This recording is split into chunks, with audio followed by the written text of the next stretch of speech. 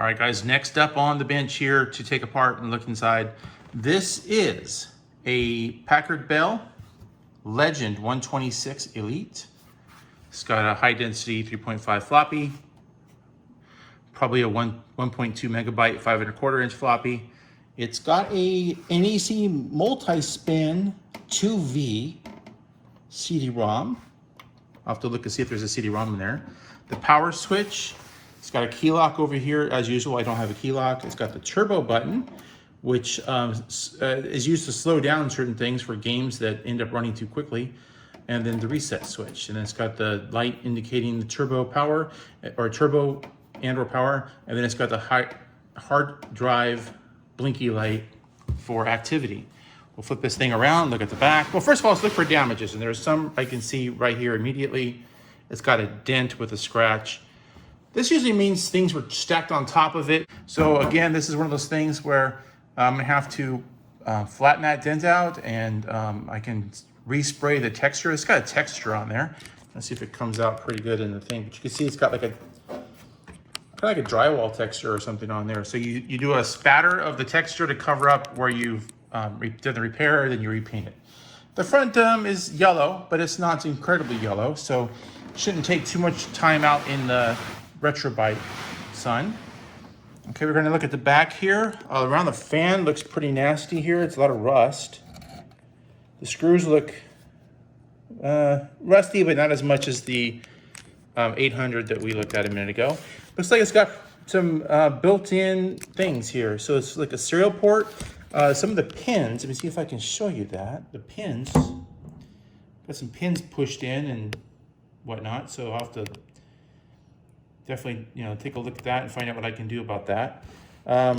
Printer, it's like a joystick port. Yep, it's got the little joystick icon right there. Let's see if I can move this over so I don't have to move the camera so much. Joystick. This is a video. It looks like a VGA of some kind. And then it's got a keyboard and mouse port for PS2 mice. Looks like installed in there is a sound card with another joystick port. So we have two joystick ports and then a modem. And then whatever this is, probably for the CD-ROM. Okay, interesting. So let's get into this. Oh, actually I need it this way. So go ahead and take this apart. Got my electric screwdriver here, cordless screwdriver. Looks like the seals were broken too, so this has been opened.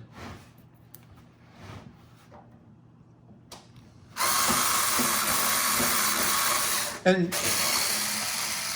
so all three of the ones that I just picked up recently are all from Chatsworth, California. So let's get in here with this sticker. I forgot to do that. PB421A.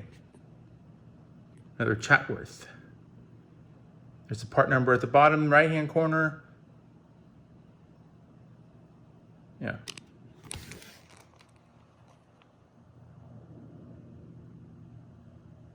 Okay. So let's see what we got here. So looks like only 2 screws to pull the case off. So, and they are a bit rusty. So I'll have to do something with those.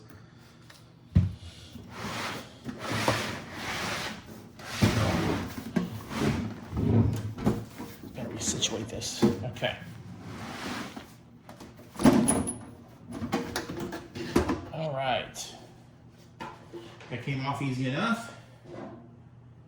And what do we got in here? Okay.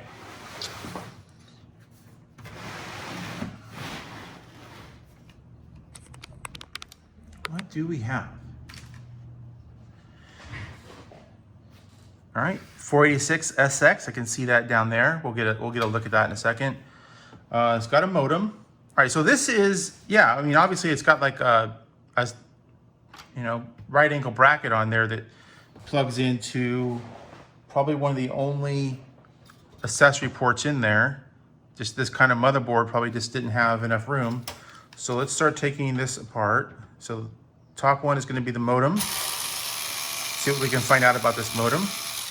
I like the idea of having a modem because this system may end up being a fun DOS or Windows 3.1 one for work groups, or maybe Windows 95. But anyways, my point is I wouldn't mind setting up an old bulletin board just for fun. I used to do that when I was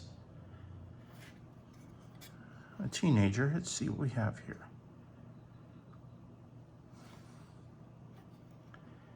Looking for anything that might say what kind of, it's just a generic made in China modem, it looks like. Probably something you can get on Amazon. Oh no, it says made in USA. Holy crap. Sorry about that, I had to sneeze. What made me think it was Chinese immediately is that it says right here, best data products. Isn't that kind of the way that China names all their products? Is best this, best that? Oh, here we go. So this is that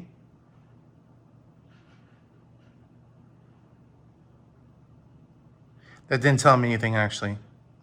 I saw the 56, and I thought maybe that might mean that it's a 56K modem, but there's not enough data to be sure.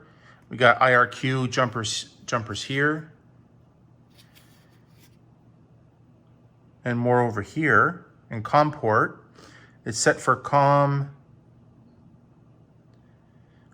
2, it looks like. That's actually interesting that I can set the jumpers manually. I like that. Yeah, best data products threw me for a loop there. I still think it might be a 56K modem. I'll have to look up what this model. Oh yeah, it is. I think it is. Look. Right there at the top. See if we can go in. See that? I think it's a 56K modem.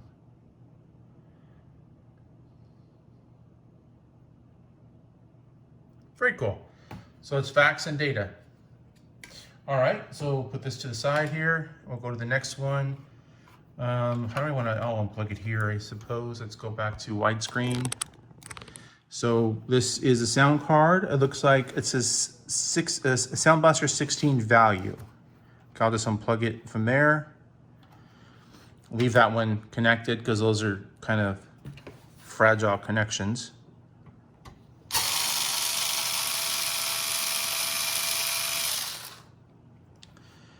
All right.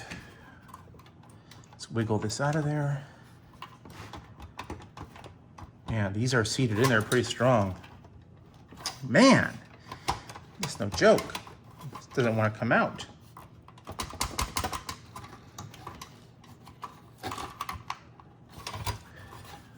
Holy moly, come on.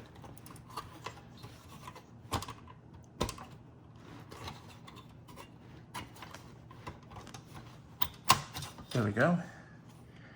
All right, so this is a Sound Blaster 16 value is right. Looks like a plug and play card because there's no jumpers on there. Well, there are some jumpers. What are these jumpers over here? Let's see.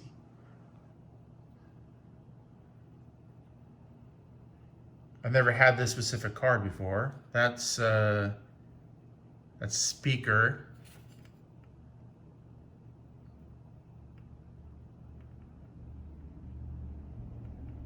Yeah, I don't know what that one does. Yeah, but there's no IRQ and DMA and all that jumpers. And then this is for a Creative or Panasonic drive, which we don't have. Okay, pretty straightforward. The back cover is a mess. I'll have to clean all that up. Not a big deal. We'll get in here tight now on the 486. What do we have? A 486 SX25, exactly what I thought. All right. And then this one down here is, it's got a cable that goes to the CD-ROM. So this is the CD-ROM controller cable right here. And it's because, and you think about it, they had the connection for the CD-ROM as part of the Creative Labs card that was in there. But because they picked a type of CD-ROM that was not supported directly by the sound card, they had to put a controller board in there. That's being very stubborn, not wanting to come out. There we go. So, Future Domain, I remember that company. Made in USA in 1984, so it's future domain. Dun, dun, dun. Drive controller. Okay. Does this come off or is it soldered directly on? It feels like it's soldered directly on, will not come off. So yeah, you can't remove this cable apparently. Okay.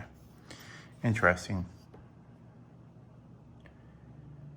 There's the audio connection, and then they have the right and left stereo speaker out. Okay. And then, of course, this bar that goes across this whole thing can come off. Starting to be like my Dell that I have. What do I have? A Dell Inspiron, you know, i5 or whatever it is that I have. And it has one of these bars that go across the top too. Okay, how do I, gotta turn it, I think, or, there we go.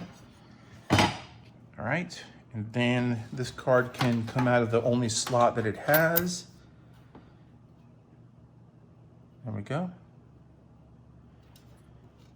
It's clean though, see that? Not a whole lot of dust, so that's good. Okay. And we have a VGA built onto the board as we already described. So I would imagine you go into the BIOS and you can disable it.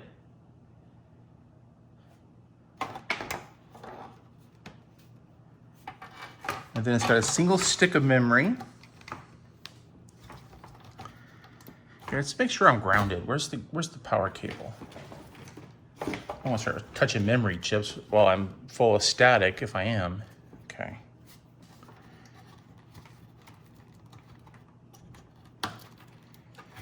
All right, so what do we have here?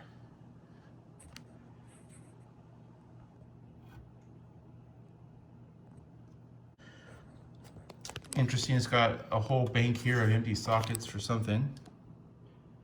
Whatever the heck this is. Never seen anything like that before.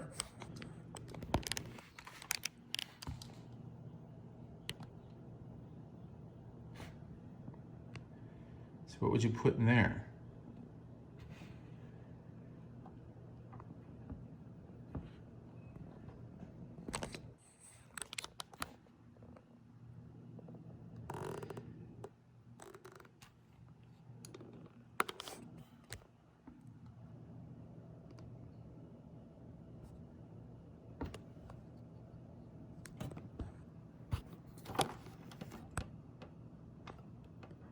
So this, yeah, that's the boot speaker there.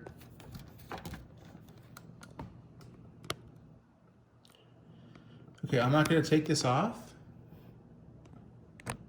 So we're not going to worry about that. I will now pull, we'll look at the hard drive and stuff, but I'll start pulling the rest of the stuff out. So give me 1 second. All right.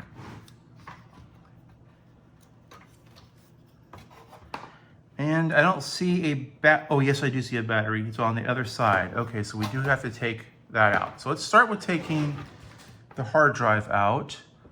How would I do that? I would assume that it's some sort of a sliding bracket. Let's start with undoing this. Okay, that's the direction it went. There's no little notch to show head up or head down, so you have to go by the filled in pins. Wiggle, wiggle, wiggle, pull that out, okay. So how does this come out? It's got a bracket here, so I'm assuming there's some sort of a release, and then, let me see, let me angle this better so I can get a better look at it here. All right. Okay, there's a screw in the front. There's a screw in the front. I'm not saying that that's the bracket screw, but I think it is. Oh, it is, see? Just fell right out. Okay, so here's the hard drive. This is a regular IDE hard drive. Made in Singapore. It's a Connor. Boy, I remember those guys. It's been a while.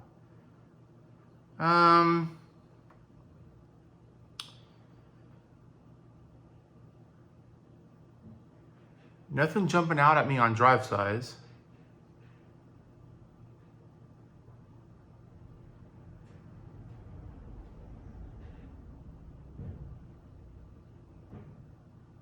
$540 megabyte.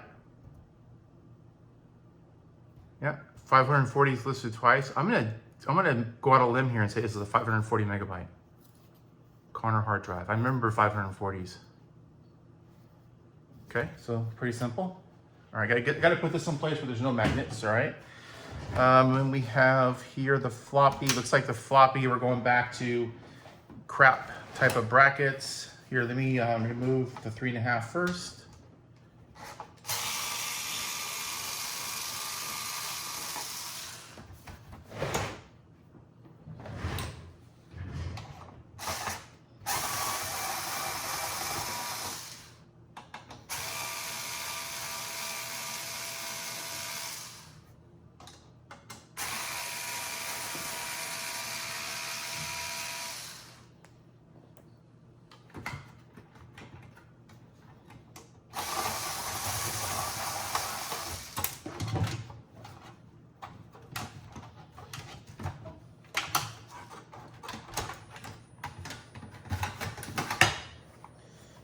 Okay, here is 3.5.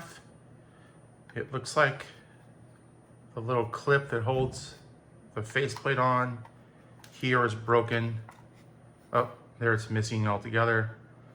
So I will have to fix that up so it doesn't come off. Yeah, I can hear it rattling around inside somewhere. So I'll have to take this apart and get that piece of plastic out. Okay, and then we have, I don't know what the heck they're planning. Oh, I see. So there was a screw in the front here as well to remove the whole cage. That would have made things easier. Okay, so you push down on that, and that comes out. There, we could have removed the whole cage. All right, now we have better access to the screws for the CD-ROM and the floppy.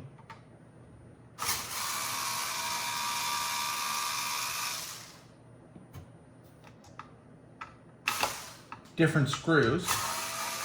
So it looks like somebody just went in there with random, like this is a random screw. It doesn't, yeah. I think people just went in there with, what will fit here? But I happen to have a big box of screws that I can go in and get the right ones. Or at least get some that all match. Yeah, see this one has the same, yeah. It's almost like, what do we have laying around we can use to screw this together with?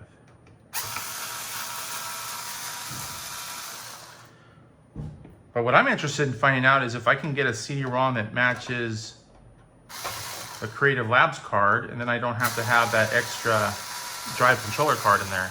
This one.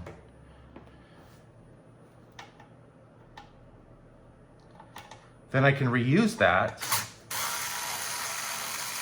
in a different computer. Okay.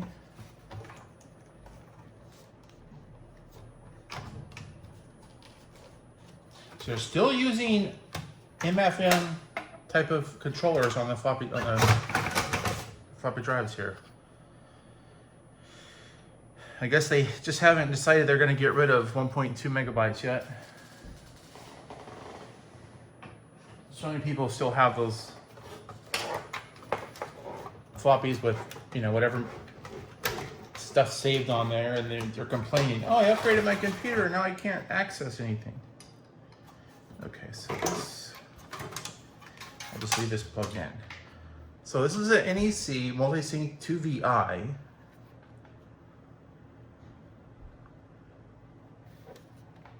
Doesn't sound like there's anything in there. So, okay. All right. So I have another CD-ROM from a different project. Let me see if I can find it real quick.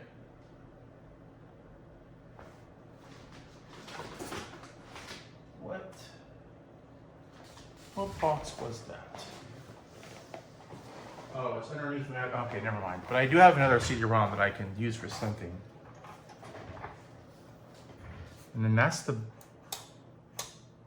Oh, it was turned on. Holy crap. When I plugged it into ground, it turned on. I didn't even hear it. The whole time it was turned on. Well, hopefully it didn't fry the motherboard. God damn it. Holy crap, that was, oh, that's rough. That is rough.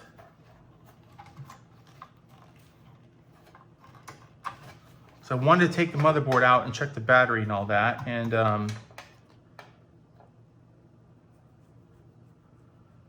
that sucks.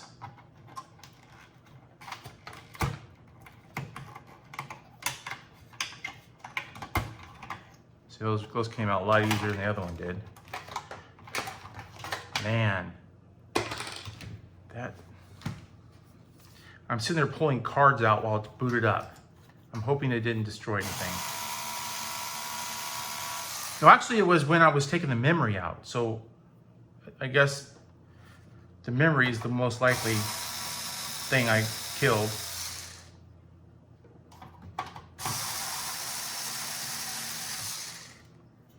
Nothing that can't be replaced.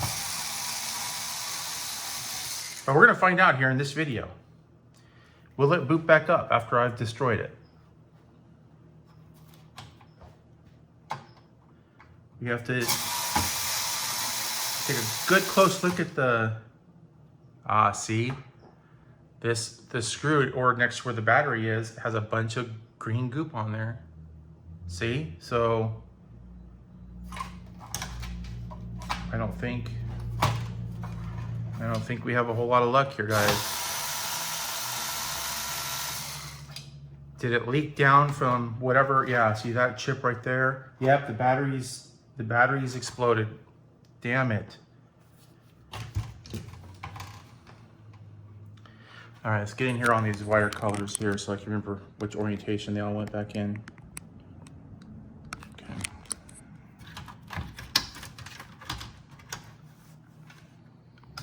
Yep, I'll show you the battery in just a second. We're pulling this out. See all the corrosion on the metal there?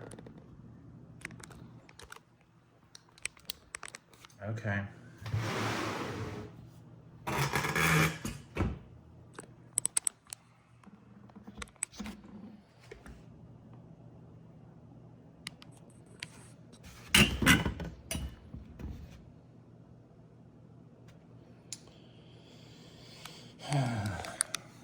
I don't know why I can't win on any of this stuff.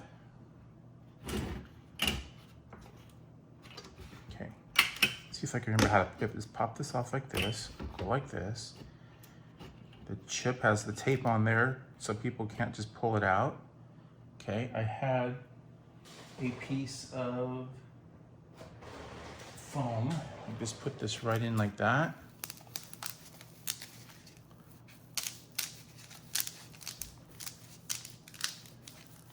There we go.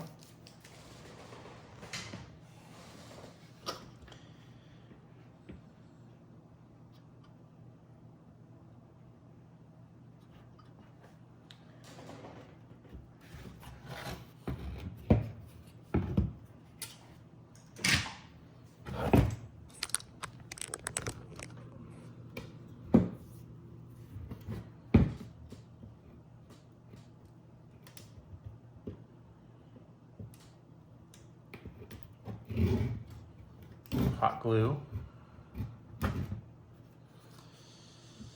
It sucks, Obama. Because most likely whatever this chip is right there, tip my finger, is going to be dead. And then most likely whatever these two are going to be dead. That one. Some resistors here. Oh. Damn. God damn it.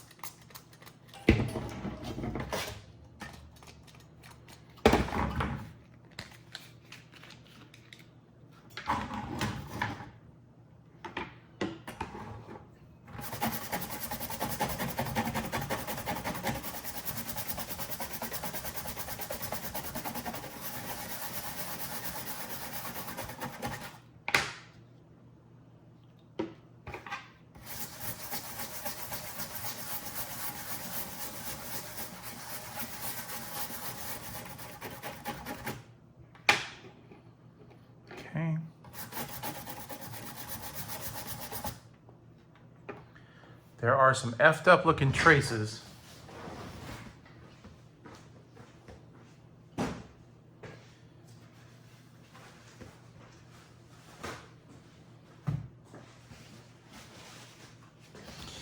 Some effed up looking traces.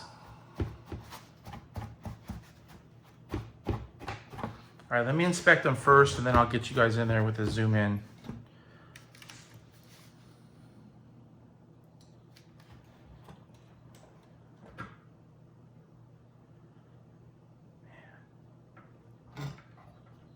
Man, I'm gonna have to invest in some bodge wires.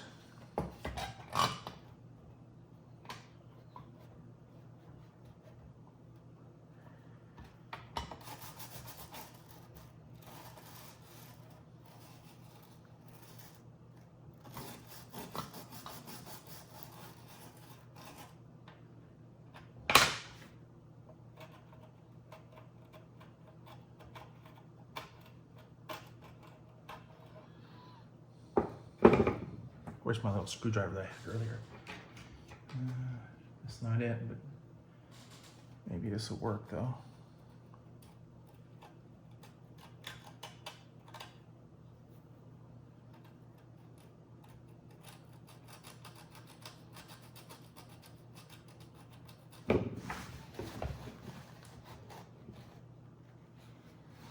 I don't know if there's continuity, I'll be surprised, but like,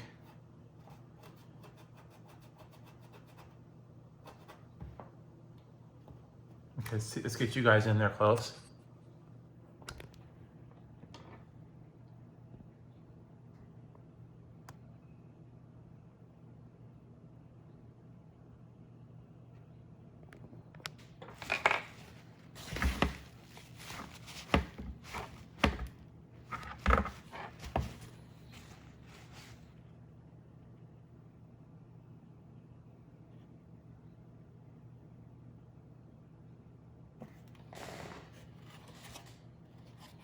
This is alcohol that's making it wet, but you can see what the battery was.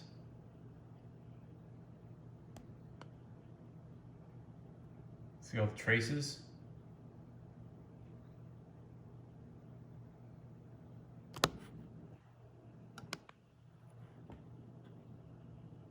See all those traces down in there?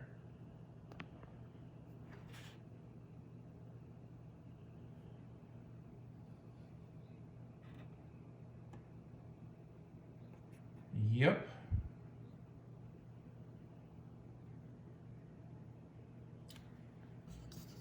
That kind of sucks, guys. I really wanted to have a working system here.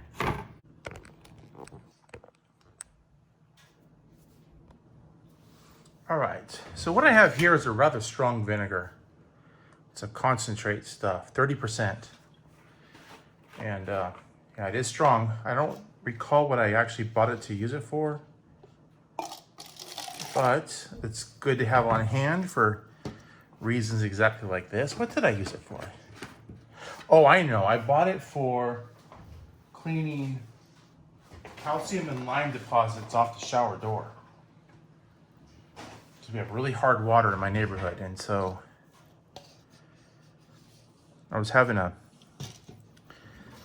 problem getting it all off there. So I'm gonna put on a Q-tip and I'm gonna dab some on where we have some of the corrosion still. These have been through the dishwasher without soap, just hot water. And that was after I had soaked them for a while in cleaner.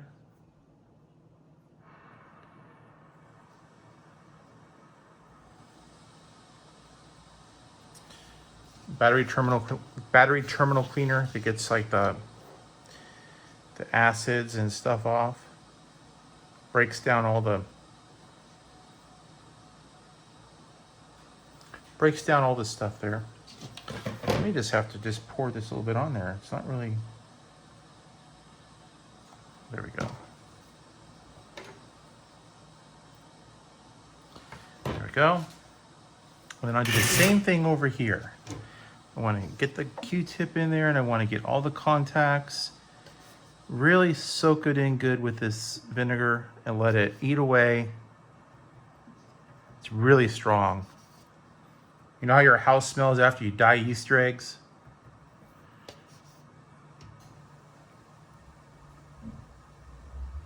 That chip right there is the worst. But I want to get all of the corrosion. Have the vinegar start working on it. I'll clean this all up again when I'm done.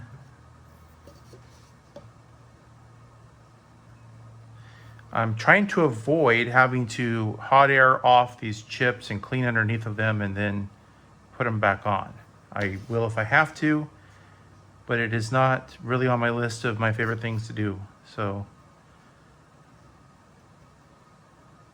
I don't want to. Just let it sit on there for like 30 minutes, 40 minutes, and then clean it off.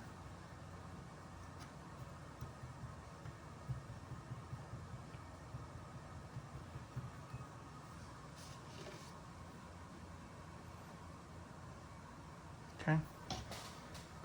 I'm going to do the other side. I bought some bodge wire so I can do a decent job of fixing all the traces that are bad. This is what it looks like after a cleaning, a preliminary cleaning, but you can see how it's all kind of a hazy look. You see that? It's because the vinegar is already starting to break down. See that bubbles that are forming? That's the vinegar attacking those contaminants. And when you get that strong stuff, it works like an acid. And it really attacks all that stuff. But I'm hoping, because see, like you can see, here's my areas of concern, right? So let me see if I can get the thing in there. Do you see all these little traces right here? See how they come up and then they go places? Do you see these right here that are all in there? This all looks damaged. I'm hoping the majority of the damage is just the conformal coating on top, but I don't know. But you can see what I mean. Like all these little pins all go to places, come back around here, come up. See, these ones come up here, and then right about there, they start to kind of get spotty there, you know? So that's my area of concern, is like these traces. So I have to track, like you see how small they are, right? I mean, that's under magnification. So if I have to figure out where each of these lines go and then run bodge wires, that's going to be quite a few bodge wires. So I'm going to set my timer and I'm going to come back and do this and wash all this off in about, I think if I give it like 30 minutes, I think that's reasonable. And then we'll see. We'll see what the result is.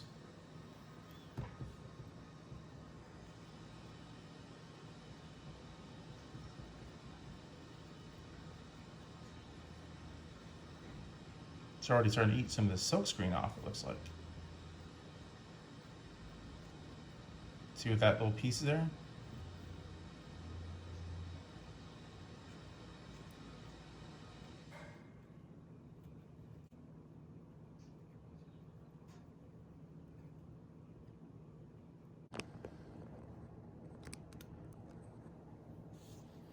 All right, guys, so I have been cleaning it a little bit here. It's time to maybe soak up some of this. You can see up here, I was actually, I think, having good luck. I gotta rinse this off, but what I mean by good luck is, let me see if I can find the little screwdriver I was using. It looks like I misplaced it again. Oh, here it is, right here. Never mind. Okay. So these are some of the traces that look really bad. And let's see if we can zoom in here. Hang on. If I do that. So here's what was worrying me. You see, like, for example, you see, like, okay, so this trace right here, you see how it comes along, and then all of a sudden there's a gap, and then it goes along, and there's like gap. So I was thinking that, like, there's that gap right there. I was thinking that, well, that's it, you know, these traces are bad. But what it is, it's really just the conformal coating. So for example,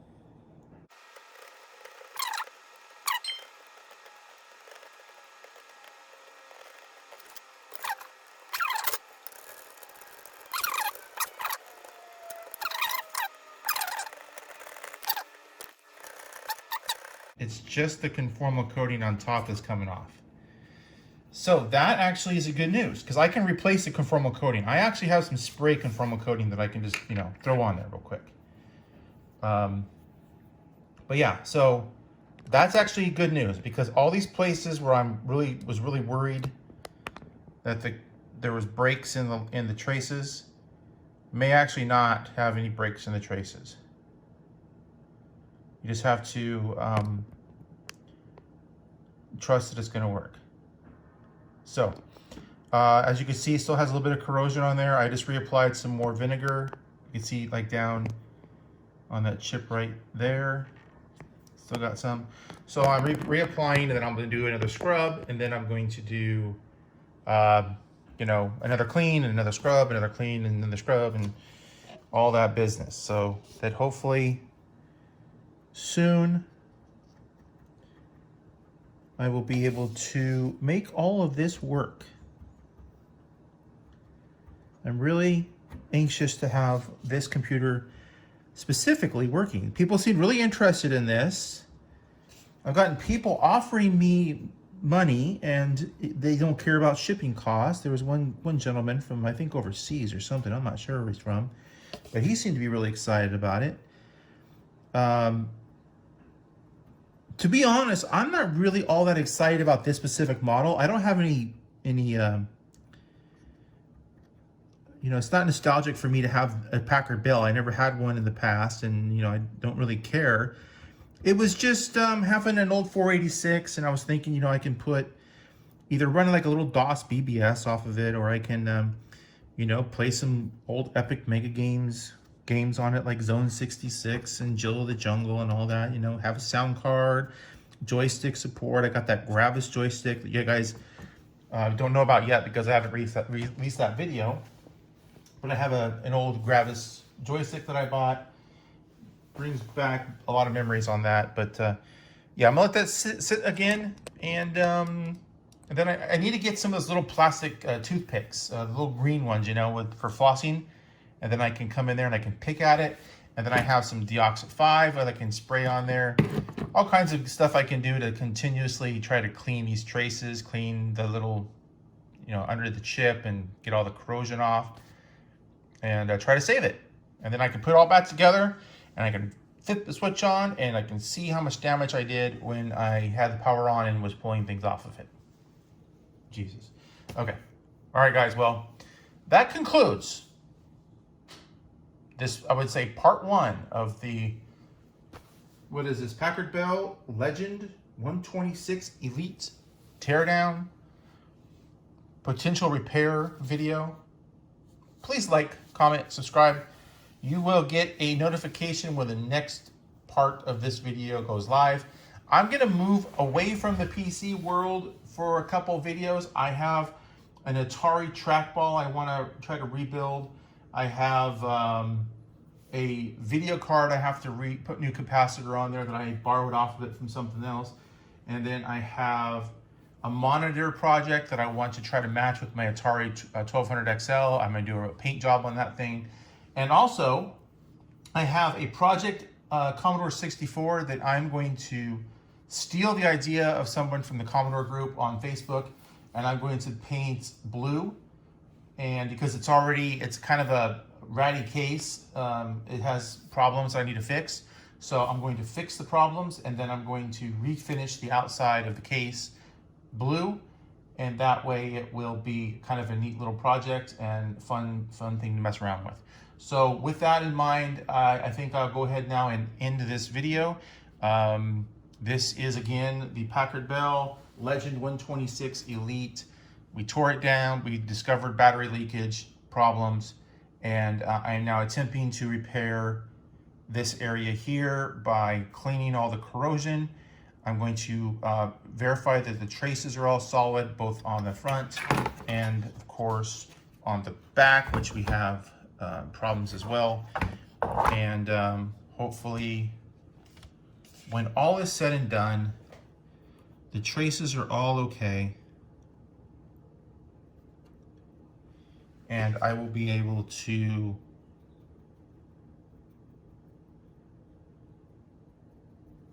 I'll clean up the conformal coating off of these. I will verify the traces are not eaten away completely. And if they're good enough, I will just respray the conformal coating on there after I solder the battery on there, and we will call it a day. This conformal coating is non-conductive. You just spray it on there. It just keeps the metal from corroding. That's all it does. So that's it. Okay, guys, take it easy. You guys all have fun. Hit that button below.